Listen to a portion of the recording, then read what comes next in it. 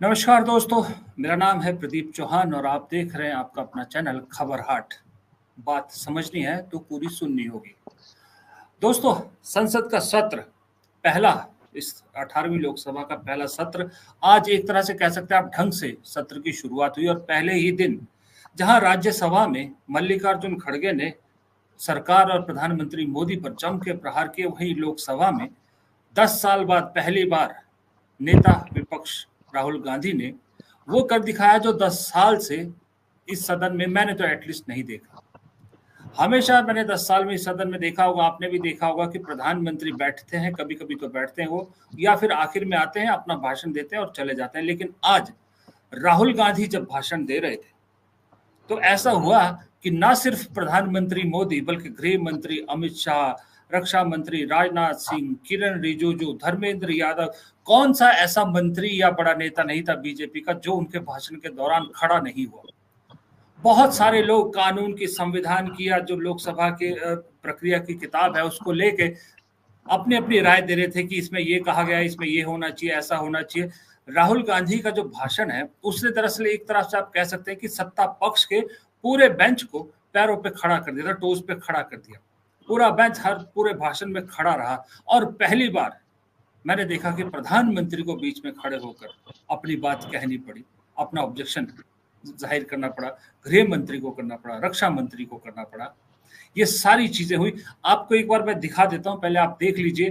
तो एक छोटी सी झलक है कि असल में हुआ क्या संसद में। फिर इस पे बात करने के लिए मेरे साथ खास मेहमान है, राहुल गांधी के आज के भाषण को डाइसेक्ट करने के लिए खास मेहमान है। फिर उनसे बात करते हैं। पहले आप जरा छोटी सी झलक देखिए। नहीं नहीं नहीं नहीं नहीं नहीं, नरेंद्र मोदी जी पूरा हिंदू समाज नहीं है, बीजेपी पूरा हिंदू समाज नहीं है, आरएसएस पूरा हिंदू समाज नहीं है।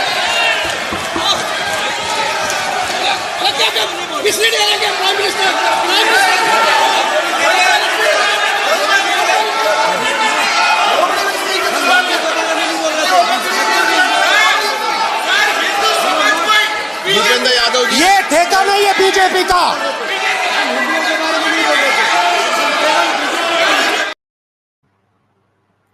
जी हाँ, ये एक नज़ारा जो है आज सदन में देखने को मिला, संसद में, लोकसभा में। और मुझे मालूम है इसका कुछ तो रिएक्ट होगा, लेकिन फिलहाल उस पर बाद में बात करेंगे। लेकिन आज राहुल गांधी नेता विपक्ष के इस पहले भाषण को डाइसेक्ट करने के लिए मेरे साथ खास मेहमान है, जो आप जो है इस वक्त मेरे सामने स्टेज पे देख रहे, स्क्रीन पे देख रहे हैं, डॉक्टर राकेश पाठक। किसी तारुफ की जरूरत नहीं है, मेरे ख्याल मेरे चैनल पे इन्होंने आपने पहले भी देखा है और इनके वीडियोस लाखों में आपने जो है वो प्यार दिया है। डॉक्टर साहब, आपका बहुत बहुत स्वागत है एक बार फिर से मेरे चैनल पे। बहुत उम्मीद करता हूँ अब आपके मध्य प्रदेश में थोड़ी गर्मी कम हुई होगी, लेकिन राजनीतिक गर्मी बढ़ गई है। जी प्रदीप जी, यहाँ बारिश हो गई है ठीक ठाक, भोपाल, इंदौर, ग्वालियर सब जगह।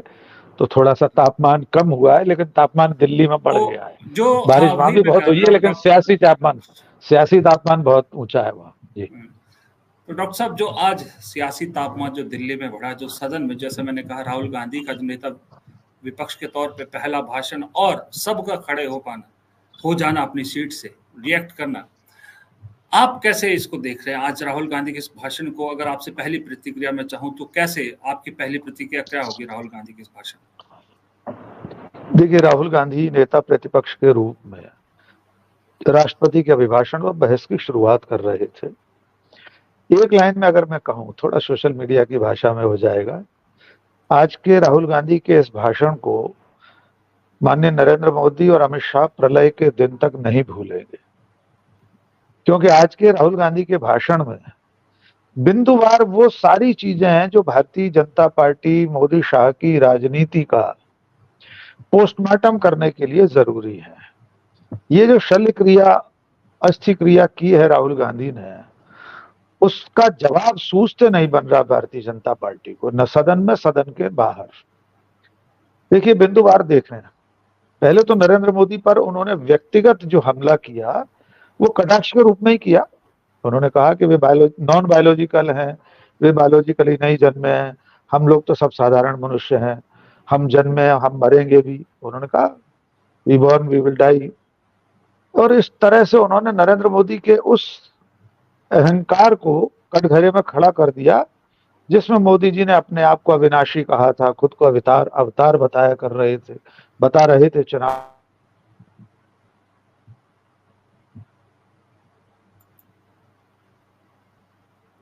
जी जी जी। छवि पर इसके अलावा जो राजनीतिक हमला है वो उससे भी बड़ा है। देखिए, पहले तो राहुल गांधी ने बहुत स्पष्ट आइडिया ऑफ इंडिया के बारे में बात की। सभी धर्मों के जो पैगंबर हैं, जो अवतार हैं, महादेव से लेकर और महावीर तक, सबका उल्लेख करते हुए राहुल गांधी ने बताया कि सबका संदेश है डरो मत। राहुल गांधी की पूरी राजनीति नरेंद्र मोदी और बीजेपी आरएसएस के डराने वाले अभियान के खिलाफ है। आपने देखा होगा, जब से उन्होंने भारत जोड़ो यात्रा शुरू की, वे डरो मत का एक जय घोष लेकर चल रहे थे। और आज उन्होंने संसद में सभी धर्मों के पुरखों के जरिए, उनके प्रतीक चिन्हों के जरिए अभय मुद्रा के बारे में बता दिया इस देश को, और ये बता दिया कि न वे डर रहे हैं और न देश को इन लोगों से डरने की जरूरत है। तीसरी चीज जो आज के राहुल गांधी के भाषण में ज्यादा महत्वपूर्ण मुझे दिखती है, उन्होंने समाज में बढ़ती हुई हिंसा के बारे में, नफरत के बारे में जो इशारा किया और बहुत स्पष्ट शब्दों में मोदी और उनकी पार्टी और उनके पितृ संगठन पर निशाना साधा। यही प्रदीप जी टर्निंग पॉइंट है आज के भाषण का। देखिए, यहां से दो चीजें स्थापित होंगी। नंबर एक, राहुल गांधी ने बड़े स्पष्ट शब्दों में बीजेपी और उसकी नफरत की राजनीति की बात कही थी। प्रधानमंत्री ने खुद खड़े होकर यह कह दिया कि आप पूरे हिंदू समाज को बता रहे हैं नफरत और हिंसा फैलाने वाला। उस वक्त राहुल गांधी का जो प्रत्युत्तर है वो रिबटल सबसे महत्वपूर्ण है, जिसमें उन्होंने कह दिया कि नरेंद्र मोदी जी पूरा हिंदू समाज नहीं है, बीजेपी पूरा हिंदू समाज नहीं है, आरएसएस पूरा हिंदू समाज नहीं है, आप हिंदू समाज के ठेकेदार नहीं है। प्रदीप जी, भारत की राजनीति की मुख्य धारा यही है। देश के लोगों को यही तो समझना था पिछले 10 साल से कि जो लोग हिंदुत्व के ठेकेदार बन गए, उन्हें किसी ने टेंडर निकलने पर ठेका नहीं दिया है कि वे प्रदीप चौहान जी को सर्टिफिकेट दें कि आप हिंदू हैं या नहीं है, या डॉक्टर राकेश पाठक को प्रमाण पत्र दें और उनके प्रमाणीकरण के बाद ही कोई हिंदू माना जाए। ये सबसे बड़ा हमला है। मैं इसके दूसरे पक्ष की ओर आपसे इशारा करना चाहता हूं, इसकी व्याख्या करना चाहता हूं। आमतौर पर पिछले 10-12 सालों में, 10 से भी आगे थोड़ा पीछे जाए, 12-13 सालों से, जब से सोशल मीडिया का आविर्भाव हुआ और उस पर बीजेपी आरएसएस ने पहली पारी में कब्जा कर लिया, उन्होंने अर्ध सत्य को फैलाकर और असत्य को फैलाकर सच को इतना पीछे कर दिया था कि जो सच बोलने वाले लोग हैं, जो सच था किसी भी घटना का, जो तथ्य था, तर्क था, वो कहीं बहुत पीछे रह जाता था। आज भी नरेंद्र मोदी ने, प्रदीप जी, वही कोशिश की। जैसे ही वे खड़े हुए, उन्होंने कहा कि ये बहुत गंभीर विषय है अध्यक्ष जी। माननीय नेता प्रतिपक्ष, माननीय तो उन्होंने नहीं कहा होगा, उन्होंने कहा कि ये आरोप लगा रहे हैं पूरे हिंदू समाज पर हिंसा फैलाने का। लेकिन राहुल गांधी ने उसी क्षण ये जो 4 वाक्य बोल दिए, नहीं नहीं नहीं नहीं नहीं नहीं, 5-6 बार तो उन्होंने नहीं नहीं नहीं नहीं कहा। यही वो टर्निंग पॉइंट साबित होगा प्रदीप जी कि अब बीजेपी और आरएसएस कितना भी सोशल मीडिया पर झूठ फैला लें कि राहुल गांधी ने पूरे हिंदू समाज को हिंसक कहा है, सामने वीडियो है, ऑडियो है, दृश्य देश की सबसे बड़ी पंचायत का। अब आप कट पेस्ट से ये नहीं साबित कर पाएंगे राहुल गांधी ने सचमुच पूरे हिंदू समाज को हिंसक कहा है। और मैं खबर हट पर बहुत स्पष्ट कह रहा हूं कि अगर राहुल गांधी या कोई भी XYZ पूरे हिंदू समाज को हिंसक कहेगा तो हम और प्रदीप चौहान पहले व्यक्ति होंगे जो उसके विरोध में खड़े होंगे। लेकिन राहुल गांधी ने बहुत स्पष्ट कर दिया उसी समय कि वे किसे बता रहे हैं नफरत फैलाने वाला, और वो ऐसा आरोप लगाने का किसी भी नेता को अधिकार है कि आप हिंसा फैला रहे हैं। इसमें तो कोई हिंदू समाज पर कोई आरोप नहीं बनता। तो प्रदीप जी, मेरा ऐसा मानना है कि आज के बाद सदन का और सड़क का, देश का पूरा परिदृश्य बदलने वाला है। परिदृश्य तो बदल गया 4 जून से ही। नरेंद्र मोदी का वो कद नहीं रहा, वो उनकी अपराजय छवि खत्म हो गई, वो उनका अवतारी होने का दावा नेस्तनाबूद हो गया। तो मेरा मानना यह कि जिस तरह के नेता प्रतिपक्ष की इस देश को जरूरत थी, सदन को जरूरत थी, लोकतंत्र को जरूरत थी, जो 10 साल से था ही नहीं कहीं ठीक से। मल्लिकार्जुन खड़गे का समय ठीक था, उसके बाद अधीर रंजन चौधरी का समय बहुत खराब गुजरा है।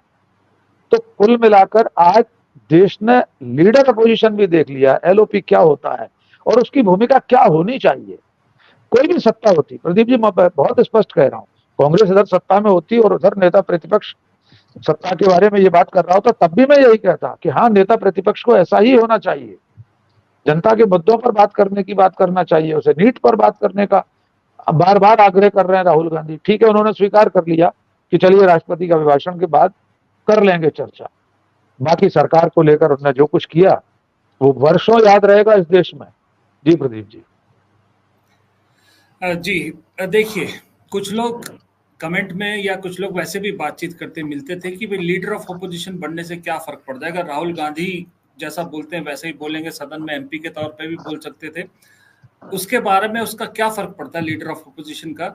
ये डॉक्टर साहब ने पूरी तरह से आपको समझा दिया। एक चीज और मैं ऐड कर दूं, डॉक्टर साहब ने एक छोटा सा इशारा किया कि वो जब वो कह रहे थे ना कि नहीं नहीं नहीं नहीं नहीं, मैं बीजेपी हिंदू नहीं है, नरेंद्र मोदी हिंदू नहीं, हिंदुत्व का सिंबल नहीं है, मतलब ये चीजें जब क्लैरिफाई कर रहे थे, अगर बहुत स्पष्ट शब्दों में कहा पूरा हिंदू समाज नहीं है। जी जी जी, अगर वो लीडर ऑफ अपोजिशन नहीं होते तो उस वक्त उनका माइक ऑफ होता, तो वो जितना मर्जी चिल्लाते रहते, उनका नहीं नहीं सुना ही नहीं देता। लेकिन अब वो लीडर ऑफ अपोजिशन है, उनका माइक ऑफ नहीं हुआ पूरे भाषण में, तो वो अपनी बात पूरी क्लैरिफाई कर पाए। इसलिए डॉक्टर साहब ने कहा कि चाहे जितना मर्जी कट पेस्ट कर ले, सच्चाई अब छुप नहीं सकती। ये फर्क पड़ता है लीडर ऑफ अपोजिशन के पावर का, ये पावर है, ये चीजें है और सुननी पड़ती है बात।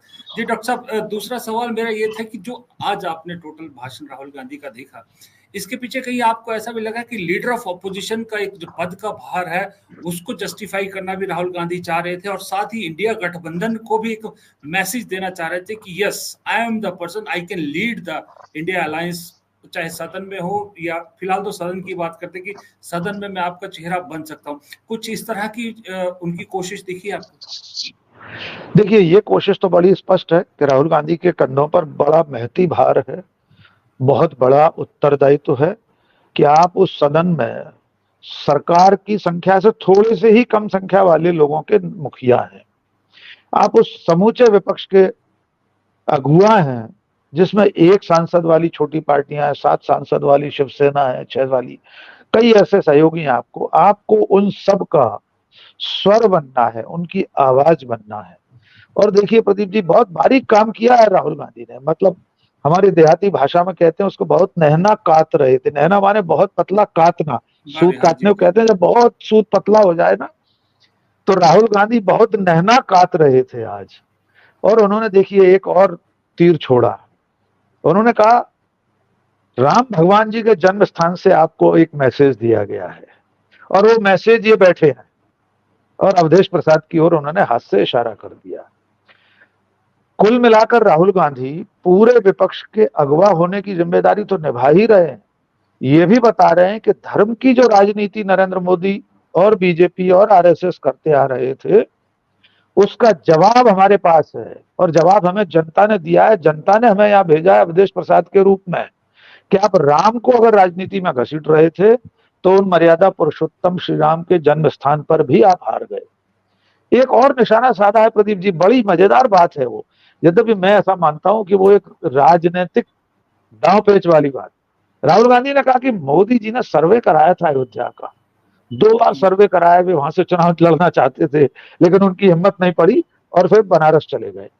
अब देखिए, ऐसे राजनीतिक अनुमान का न तो कोई खंडन कर सकता है, न इसे कोई सिद्ध कर सकता है। खंडन बीजेपी करेगी, नहीं हमने ऐसा कोई सर्वे नहीं कराया, मोदी जी वहां से चुनाव नहीं लड़ने जा रहे थे।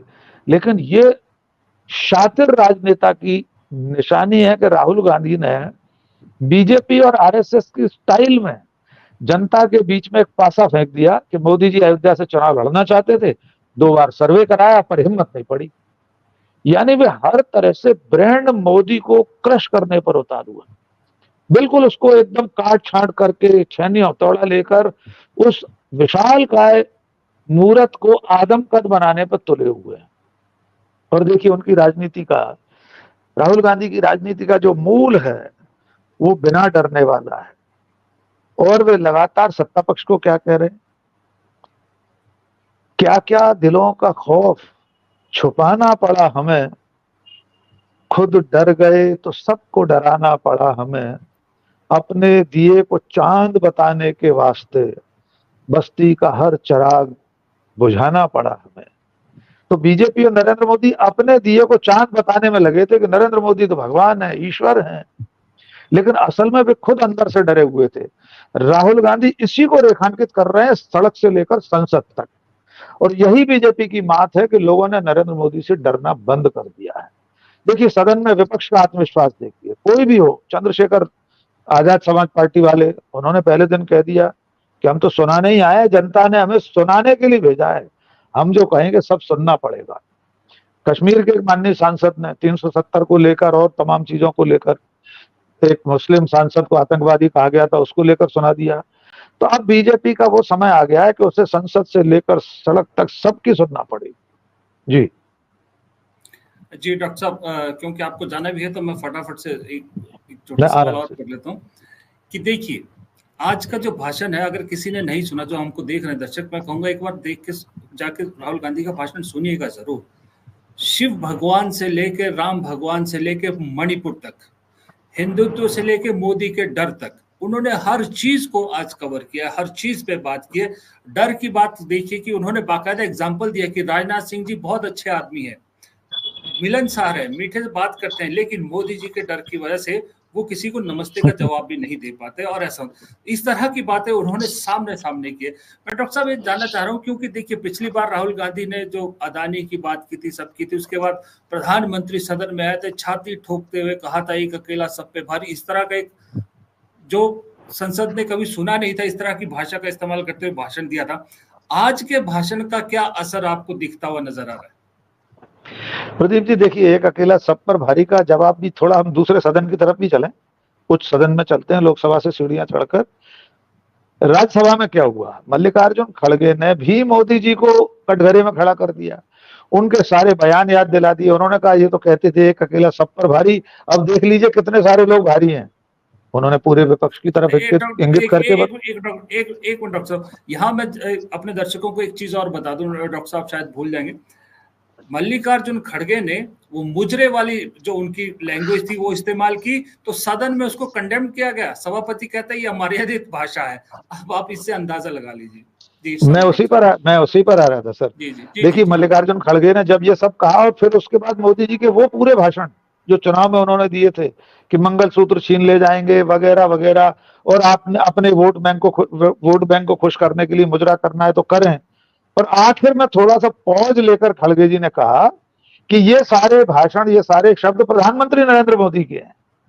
तो उपराष्ट्रपति महोदय सिर्फ यही कहकर रह गए कि संसद में बोले जाने लायक शब्द नहीं है, ये मर्यादित शब्द नहीं है वगैरह वगैरह।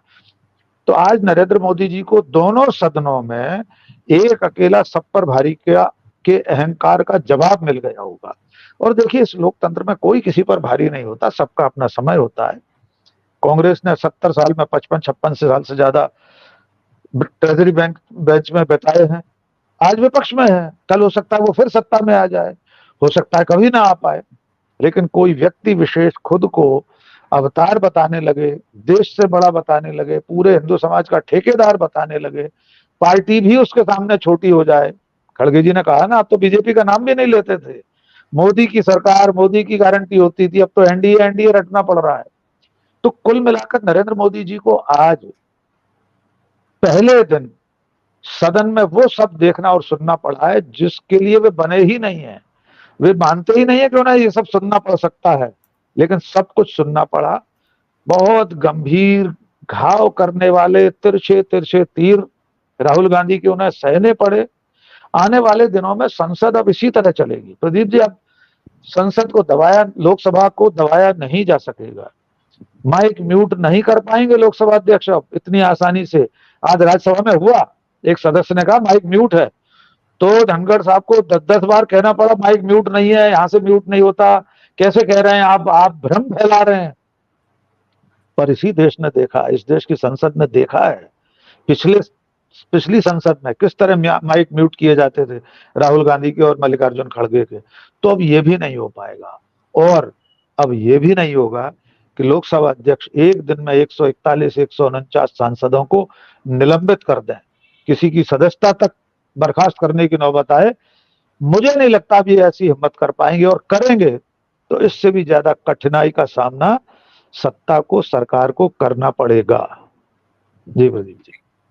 डॉक्टर साहब, एक चीज और आपको शायद आपने ध्यान दिया होगा कि आज जब राहुल गांधी के भाषण में जब हल्ला मचा रहा था बाद में, तो लोकसभा स्पीकर कुछ कहना चाह रहे थे, उनका खुद का माइक म्यूट था, उनकी आवाज नहीं आ रही थी, तो राहुल गांधी और उनकी आवाज आ रही थी। खैर चलिए, मैं ये कह रहा था डॉक्टर साहब, एक आखिरी छोटा सवाल ये है कि आज जो दिखा राज्यसभा और लोकसभा में, यानी कि खड़गे और राहुल गांधी दोनों की जोड़ी है वो बहुत भारी पड़ी।